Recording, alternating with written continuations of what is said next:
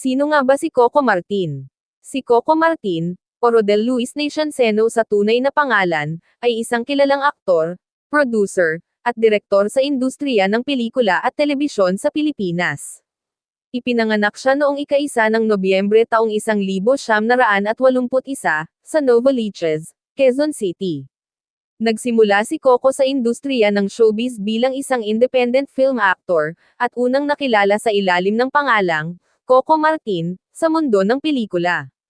Ang kanyang pangalan ay sumikat ng husto sa pagganap niya sa mga teleserye, kabilang na ang mga proyektong tulad ng Tayong Dalawa, noong 2009 at Minsan Lang Kita Iibigin, noong 2011. Isa sa mga pinakamahalagang bahagi ng kanyang karera ay ang pagganap niya bilang SPO2 Ricardo Dalisay sa teleseryeng, Ang Probinsyano, na naging pambansang paborito at nagtagumpay sa TV ratings. Bukod sa pagganap, naging aktibo rin si Coco sa likod ng kamera.